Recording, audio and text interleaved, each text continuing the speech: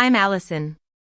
I'm sitting in my car, just outside the headquarters of Monroe Manufacturing, a company my grandfather built from the ground up over 50 years ago. The meeting inside is still in full swing, but I've made my point. I can still hear the shocked gasps and raised voices from the conference room, a stark contrast to the silence that followed my revelation. 6 years ago, I was just another young family member with a small stake in the company. I'd inherited 10,000 shares from my grandfather, a mere 0.38% of the total. The family gatherings were always the same. I'd sit at the massive oak table, surrounded by well-dressed relatives, all of them looking at me as if I didn't belong. They'd discuss business with an air of superiority, and I'd listen, knowing they didn't take me seriously. Uncle Henry, the current CEO and my grandfather's eldest son, was leading the quarterly shareholder meeting. He had a way of making these meetings feel like a chore, like he was just going through the motions. Q3 results are strong. Revenue up 12%, margins holding steady at 18%, he announced, his voice monotone. Aunt Grace smiled, and Cousin Tom nodded as if he understood the significance of those numbers. Most of them had inherited their shares and had never worked a day at Monroe Manufacturing. I hadn't either, but I was about to prove that it didn't matter. However, Uncle Henry continued, his face taking on that smug look he had when delivering what he thought was good news. We have an opportunity. Zenith Tech has approached us about a partnership. They want to integrate our manufacturing capabilities with their distribution network. Aunt Vera immediately pulled out her reading glasses and asked, "How much investment are we talking?" "Initial capital requirement is $8 million, Uncle Henry replied. "We'll need to raise it through either debt financing or additional shareholder contributions." The room erupted into a flurry of discussions. Cousin Lisa started calculating her potential share, while Uncle George shook his head about debt ratios. Aunt Grace wanted to know about returns. I raised my hand. Uncle Henry noticed me with a look of mild annoyance, as if I was an unwelcome interruption. "Yes, Allison," he said, his tone dismissive. "I think we should decline the Zenith Tech partnership," I said clearly. The room fell silent, and then Tom let out a laugh. Uncle Henry's tone was filled with disbelief. "I'm sorry, Allison. You're suggesting we pass up a partnership with a major player?" I repeated my point. Their distribution network is over-leveraged. They're facing regulatory challenges in 3 states, and their stock price has dropped 22% this quarter. Partnering with them would be a disaster. Tom laughed again. "That's adorable, Allison. You've been reading business news." "How cute." Aunt Vera chimed in, using that patronizing tone adults use with children. "This is a complex business decision. Zenith Tech is a Fortune 500 company. They've been in operation for 30 years. 32 years, I corrected. And they're currently defending against 2 class action lawsuits and an SEC investigation.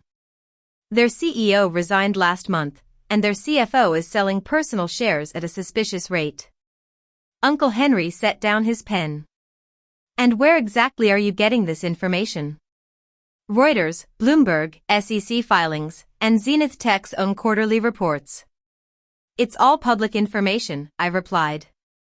Cousin Lisa smirked. "Public information that you apparently have time to read while doing whatever it is you do. Some of us are busy running actual companies." "I own a software development company," I said calmly. "We do quite well." Tom snapped his fingers in mock remembrance. "Oh, that's right. You make those app things. How many employees do you have again?" 5. 47, actually. "As of last month," I retorted. Tom repeated, "Cute. But Allison, this is big business.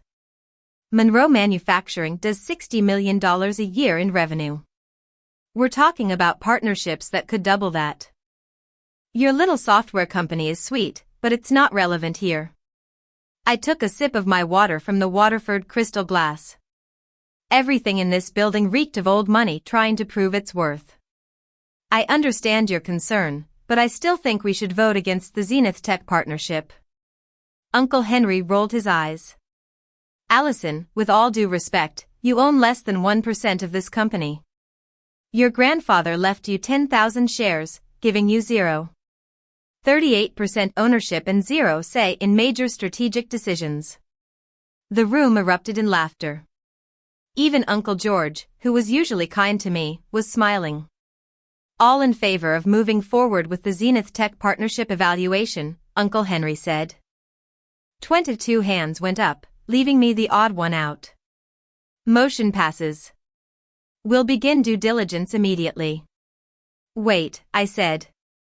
I'd like to propose an alternative investment strategy. Instead of the Zenith Tech partnership, we should focus on upgrading our existing manufacturing equipment, expanding into sustainable materials, and diversifying our client base. I've prepared a presentation. Tom groaned. Oh my God, she made a PowerPoint. This is like watching a high school student present a career day project. Uncle Henry's patience was wearing thin. We don't have time for this. Some of us have real jobs to get back to. This will take 10 minutes, I said. We don't have 10 minutes to waste on. On what? I challenged, meeting his eyes. On strategic planning? On alternative perspectives? On hearing from a shareholder? Lisa scoffed. On listening to someone with 0.38% ownership lecture us about business strategy. No offense, Allison, but you inherited some shares from Grandpa. That doesn't make you qualified to run this company. Neither does inheriting 30,000 shares, I pointed out. But I don't see anyone questioning your participation. Lisa's face flushed. I have an MBA. From an online program you completed while working part-time, I said. I'm not judging. But if we're measuring qualifications, I have a degree in mechanical engineering from MIT and an MBA from Stanford.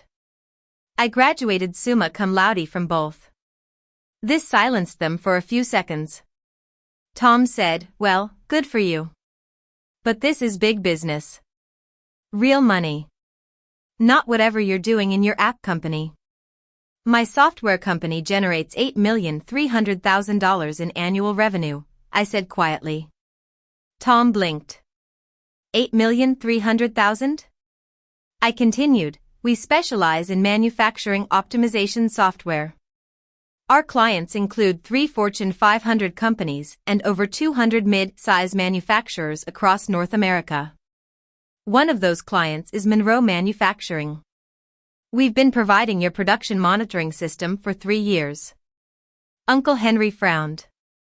We use OptiTrack for production monitoring. That's our software. We operate under several brand names. OptiTrack is one of them, I said. The room went completely silent. Aunt Grace said slowly, you're telling me we've been paying your company for 3 years? Approximately $180,000 annually, yes. Although you get a family discount. Most clients pay $250,000 for the same package, I replied. Uncle George stared at me in disbelief. Allison, why didn't you tell us this? You never asked. You assumed I was running some tiny operation out of my apartment. I didn't see any reason to correct that assumption, I said simply. Lisa struggled for words. That's actually pretty impressive. Thank you, but it's not why I want you to reconsider the Zenith Tech partnership, I said. Uncle Henry's tone had changed slightly. Then why? Because I've analyzed their entire supply chain, vendor relationships, logistics networks, and financial projections. They're cutting costs in ways that will hurt them long term. They're losing key personnel, facing union negotiations in 4 facilities, and their core technology is becoming obsolete, I explained. Aunt Vera asked, how could you possibly know all that? Research. Due diligence. The same thing any investor should do before committing $8 million, I said. I opened my laptop. I really do have a presentation. If you'll give me 10 minutes, I can show you exactly why this partnership is a mistake. Uncle Henry glanced around the table. Most of them were now paying attention. Fine, 10 minutes. I pulled up my presentation on the screen. It had 43 slides, filled with financial models, risk assessments, market analysis, and alternative strategies. I'd spent 3 months preparing it. 8 minutes and 30 seconds later, the room was silent again. Uncle George said quietly, "These numbers, if they're accurate." "They're accurate. Every source is cited in the appendix." "You can verify them yourselves," I said. Aunt Grace admitted grudgingly, "This is actually quite thorough." Tom was scrolling through his phone. "Her analysis on their stock price is right. It has dropped 22% and there are 2 lawsuits." "How did we miss this?" "Because you didn't look," I said matter-of-factly. Uncle Henry was staring at the final slide, which showed the projected outcomes of the Zenith Tech partnership versus my alternative strategy. The numbers were starkly different. "Allison, this is impressive, but we'd need significant capital to implement your alternative plan. The equipment upgrades alone would cost $5 million. $6,200,000, I corrected. "But the ROI is 340% over 3 years versus 180% for the Zenith Tech partnership, assuming their company remains stable, which it won't." Lisa said, "We don't have $6,200,000 in liquid capital. That's why we were looking at the partnership in the first place. They were going to provide initial funding." "I know," I said. "Which is why I'm prepared to make an investment." The room perked up. Tom leaned forward. Uncle Henry asked carefully, "How much are you thinking?" $10 million, I said. The room went dead silent. Tom stammered, "You have $10 million? "I have considerably more than that, but $10 million is what I'm prepared to invest in Monroe Manufacturing.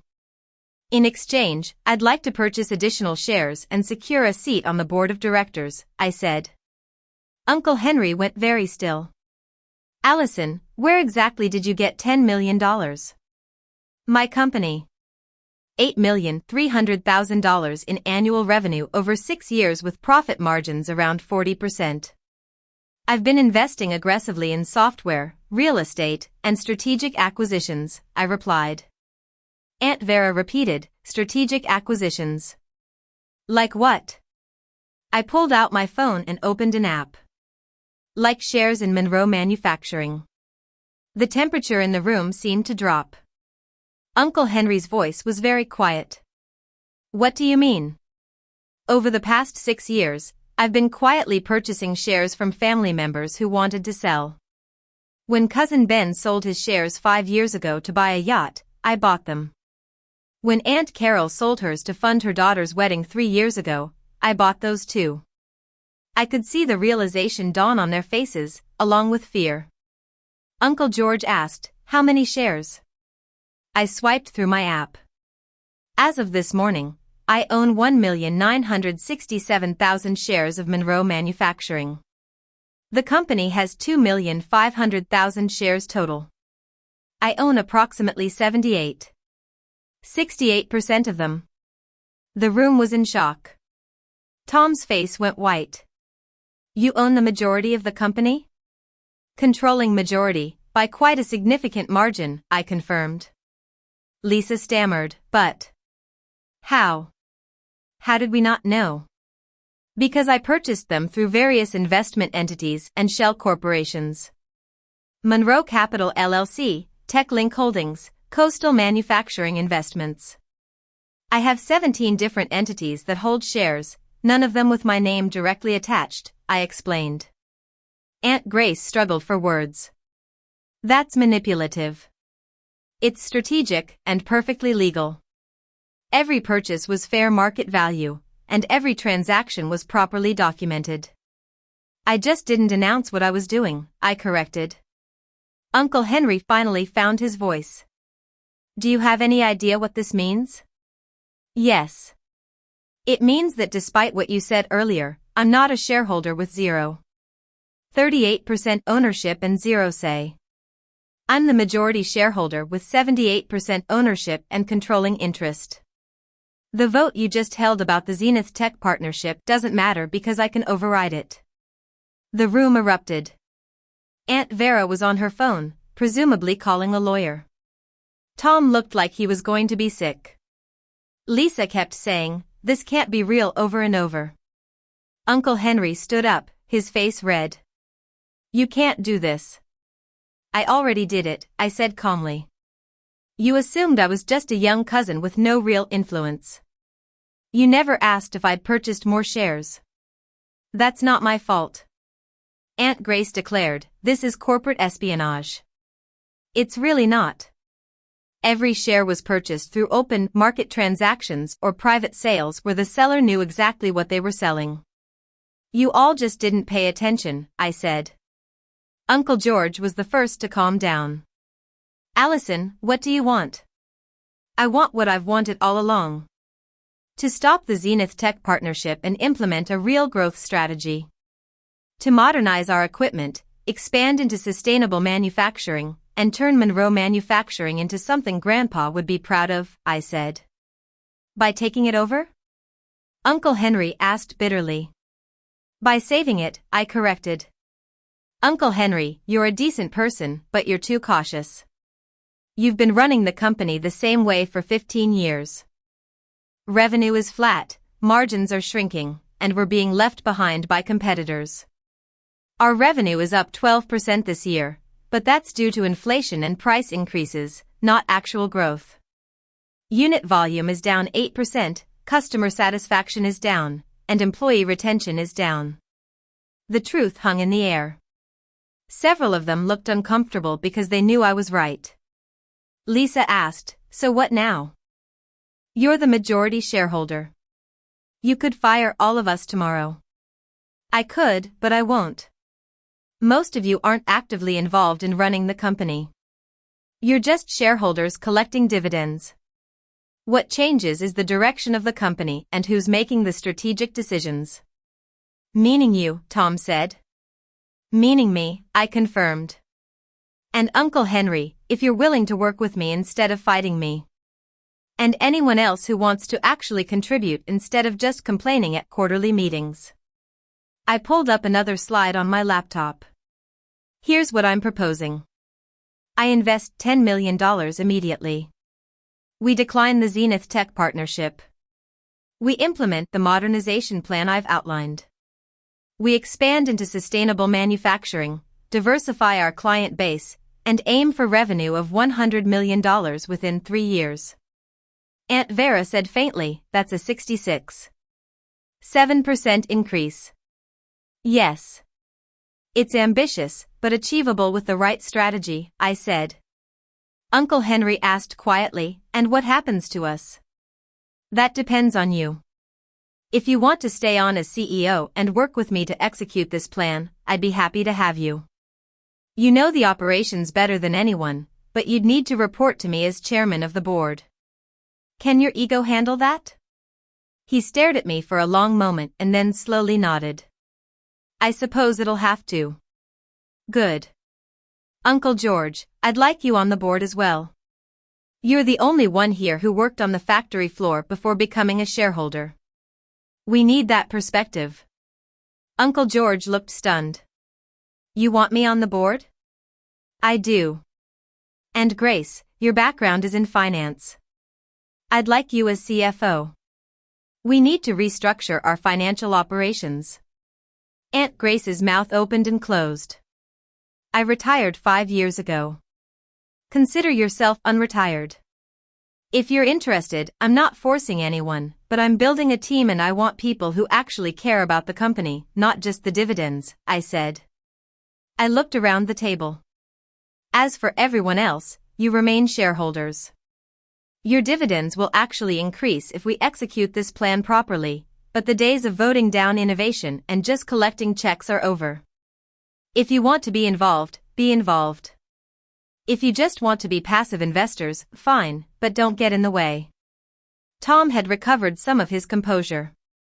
"And what if we don't like this arrangement?" What if we vote to oppose you? You can vote however you want, but I own 78% of the shares. You could get every single other shareholder to vote against me and I'd still control the company. That's how majority ownership works, I said. Lisa muttered, this is insane. This is business, big business, I corrected. I looked at Tom. You said I was playing with my little app company. That my software business wasn't relevant experience. Well, my little company generates more revenue than some of you make in dividends. And I used that money to buy controlling interest in this company while you were all too busy dismissing me to notice. I closed my laptop and stood up. I'm scheduling a proper board meeting for next week. Uncle Henry, Aunt Grace, Uncle George, I'll expect you there. We'll formalize the investment, the strategic plan, and the new organizational structure. Everyone else will receive detailed information about what's changing and what stays the same. Aunt Vera said, you can't just walk out. We have questions. Then email them to me. My contact information is in the shareholder directory.